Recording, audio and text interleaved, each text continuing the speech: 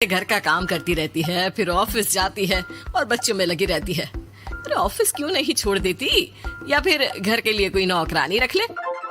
कैसी बात कर रही है माँ, जानती तो है ना अभी इनके ऊपर कितना लोन है। थोड़ा ही सही मदद कर देती हूँ तो अच्छा लगता है, और अभी उनको मेरे पैसे की जरूरत भी तो है। सुधा चंदर को बचपन से प्यार करती थी। एक ही मोहल्ले में खेल कूद कर बड़े हुए दोनों।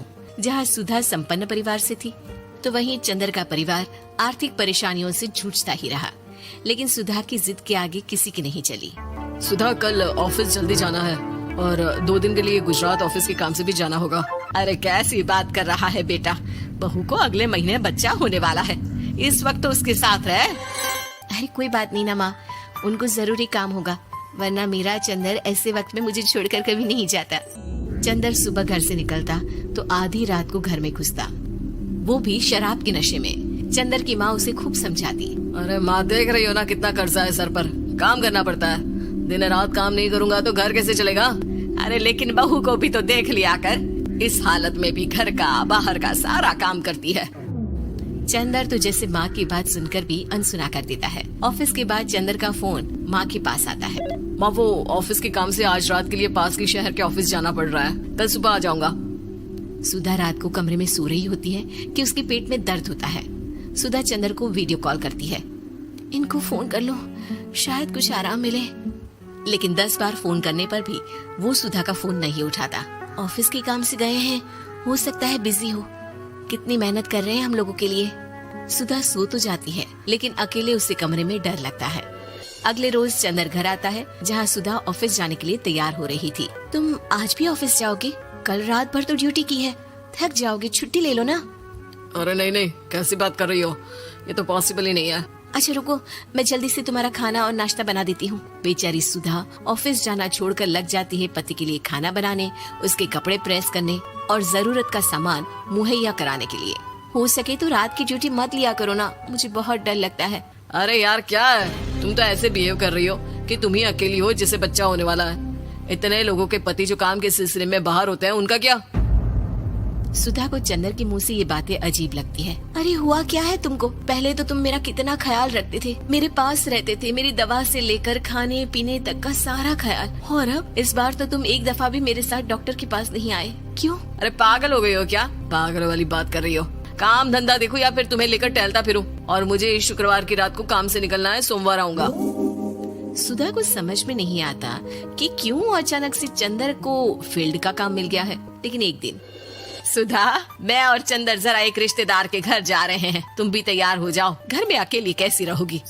अरे नहीं नहीं, इस हालत में इसे लेकर जाना ठीक नहीं है। अरे लेकिन मैं ऑफिस भी तो जाती हूँ, फिर घर में अकेले। चंदर उसकी कोई बात नहीं सुनता। वो सीधा कार निकालकर माँ को लेकर चला जाता है। सुधा घर के काम में लग जाती है कि अचानक उसकी नजर चंदर के बैग पर पड़ती है, जिसमें एक कागज दिखाई देता है। इनके कागज भी ना इधर उधर फैले होते हैं, एक भी खो जाएगा तो बवाल करेंगे। लेकिन जैसे ही सुधा वो कागज खोलकर देखती है तो वो सदमे में आ जाती है। दरअसल वो कागज नहीं, बल्कि चंदर और उसके ऑफिस में काम करने वाली लड़की चांदनी की गोवा की टिकट होती है। सुधा चंदर के बैग को खोलकर देखती है तो उसे होटल के बिल से लेकर महंगे गिफ्ट्स और दूसरे शहरों के टिकट मिलते हैं। सुधा को समझते देर नहीं लगती कि उसका पति किसी और लड़की के साथ है। चंदर के आने पर सुधा उससे बात करती है। अरे नहीं नहीं, ऐसा कुछ नहीं है, तुमको गलत फहमी हो गई है। लेकिन जब सुधा के सवाल तीखे हो जाते हैं तो चंदर को अपनी गलती माननी पड़ती है और वो सुधा से माफी मांग लेता है। सुधा फैसला कर लेती है कि वो चंदर को छोड़ देगी। बच्चे और सामान को लेकर वो घर से निकल ही रही होती है कि सास उसे रोकती है। कहाँ जाएगी बेटा, रुक जा। चंदर को सुधा का जाना खल नहीं रहा था। वो झूठे मुंह भी उसे रोकने की कोशिश ही नहीं कर रहा था। सुधा चंदर को देखती है और मायके चली जाती है। मायके में माँ कहती है, अरे ऐसे कैसे घर छोड़कर आ गई? कौन सा चंदर तुझे छोड़ रहा था? माफी तो मांग ली थी ना। देखो बेटा, बेटी डोली में जाती है और अर्थी में ही निकलती है। पर पापा मेरा आत्मसम्मान, उसका क्या? आपने मुझे पढ़ाया लिखाया है, इस लायक बनाया कि मैं खुद का खर्चा उठा सकूं, बेटी को पढ़ा सकूं, एक अच्छा जीवन पाऊं। अरे लेकिन पति की जरूरत तो होती है ना सुधा दीदी, और अगर आपको नहीं है तो इस बच्ची का सोचो जो अपने पिता से इस कदर जुड़ी है। आने वाले बच्चे की सोचो जिसके आने से पहले ही आपने पिता का प्यार से दूर करने की सोच ली। सुधा फोन देखती है, लेकिन चंदर का कोई कॉल नहीं होता। वो समझ नहीं पाती कि अपने आत्मसम्मान के बारे में सोचे या बच्चों के बारे में। मम्मी, हम नाना नानी के घर से दादी और पापा के पास कब जाएंगे? नहीं जाएंगे बेटा, अब यहीं रहेंगे। नहीं मम्मी, मैं पापा के पास जाऊंगी। मुझे दादी के साथ रहना है। और मेरे साथ? हाँ, आपके साथ भी तो, सबके साथ माँ। देखो सुधा दीदी, आपके सर पर पिता का साया होना जरूरी होता है।